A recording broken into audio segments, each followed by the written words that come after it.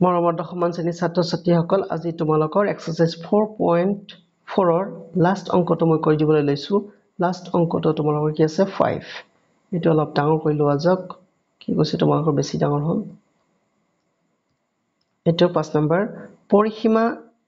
আৰু কালি 400 মিটাৰ হোৱাকৈ এখন আয়তকাৰ উদ্যানৰ চানেকি কৰাটো সম্ভৱ নে যদি হয় ইয়াৰ দিক আৰু প্ৰস্থ উল্লেখ কৰা ফাইন তোমালোকে জানা পৰিসীমা দিয়া আছে তোমালোকে লিখিবা যে আয়তৰ পৰিসীমা p = 2 into l plus b right again which implies p ৰ মান তোমালোকক দিয়া আছে 80 = 2 into l plus b তোমালোকে লিখিলা এবাৰ আমি কৰিম কি কাটাকাটি কৰিম 240 গুণ 80 which implies 40 is equal to l plus b তেনেহলে তোমালোকে লিখিবা কি ইয়াত which again implies 40 minus l is equal to b মানে ইয়াত b আৰু l তোমালোকে গম পোৱা নে b আৰু l হল তোমালোকৰ ক্ৰমে প্ৰস্থ আৰু দৈৰ্ঘ্য ক্লিয়াৰ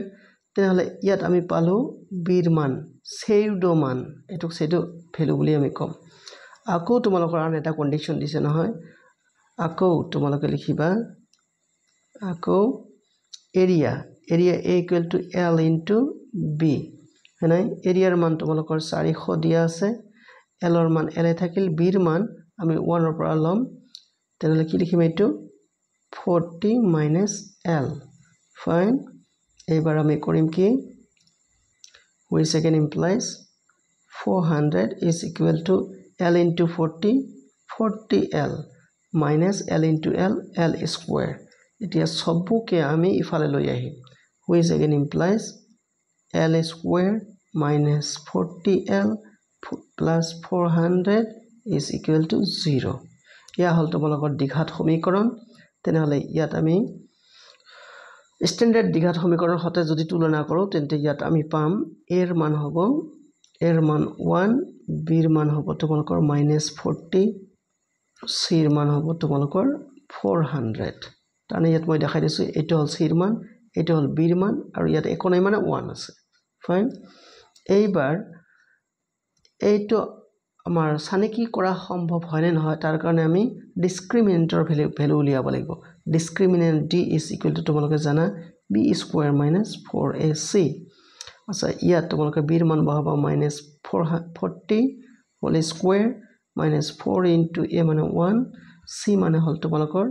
400 ওকে এটা ক্যালকুলেট কৰিম মাইনাস ৰ স্কয়াৰ কৰিলে প্লাস 4 ৰ স্কয়াৰ কৰিলে 16 শূন্য দুটা 4 4 are 16 তেনেহলে কিমান হল 16 minus 16 0 যেহেতু d ৰ মান 0 হয় নাই d ৰ মান 0 হলে আমাৰ মূল দুটা কি হ'ব বাস্তৱ আৰু সমান তোমালোকে জানা যেহেতু মূল দুটা বাস্তৱ আৰু সমান হ'ব তেনেহলে এইটো চানেকি কৰা সম্ভৱ তোমালোকে লিখিবা yes it is possible মানে সম্ভৱ লিখিবা সম্ভৱ লিখাৰ পিছত এতিয়া মানগুলাৰ উলিওৱাৰ আমাৰ দায়িত্ব মান তেন্তে আমি কেনেকৈ উলিয়াম ফাইন এবাৰ আমি লিখিম যে l ৰ মান উলিয়াব লাগে হনা l is equal to formula মতে তোমালোকে জানা -b plus minus root over b square minus 4ac by 2a fine তেনেহলে b ৰ মান কিমান আছে মাইনাস b ৰ মান আছে তোমালোকৰ -40 plus minus root over b square minus 4ac ৰ মান ইতিমধ্যে উলিয়াইছো 0 2 into 1 তলত ফাইন ওকে নেক্সট এতিয়া আমি লিখিম ইয়াত is equal to minus into minus কিমান হ'ব plus 40 plus minus আচ্ছা root over 0 মানে তো 0 হয় by 2 2 1 2 এতিয়া 0 plus বা minus কৰা একে থাকে কিন্তু ফৰ্মালিটি হিচাপে আমাক কৰিব লাগিব যদি আমি ধনাত্মক ধৰো তেনেহলে আমাৰ l ৰ মান হ'ব কিমান l ৰ মান হ'ব 40 plus 0 by 2 is equal to 40 by 2 is equal to 20 fine আৰু যদি তোমালোকে নেগেটিভ ধৰা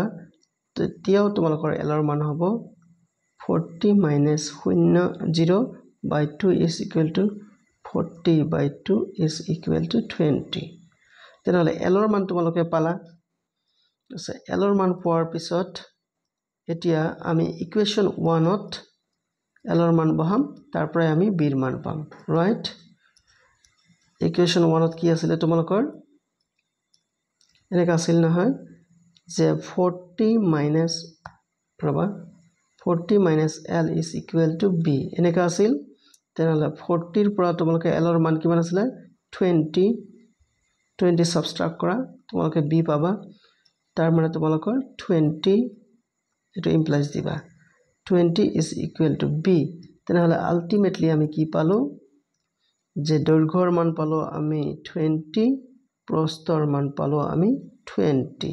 তাৰ মানে আমাৰ প্ৰদত্ত উদ্যানখন আমাৰ কি হ'ব আয়তাকাৰ নহব উলটা হৈ ই স্কয়াৰ হে হ'ব ফাইন চানেকিটো কৰা সম্ভৱ কিন্তু ই হ'ব আমাৰ স্কয়াৰ মানে বৰ্গ হয়তো তোমালোকে গম পাইছা নাই আশা কৰিছো তোমালোকে ভিডিওটো ভাল পাবা লাইক কমেন্ট শেয়াৰ কৰিবলৈ নাপাহৰিবা আৰু প্লিজ মোৰ চেনেলটো তোমালোকে সাবস্ক্ৰাইব কৰিবা সোৱাৰ কাৰণে ধন্যবাদ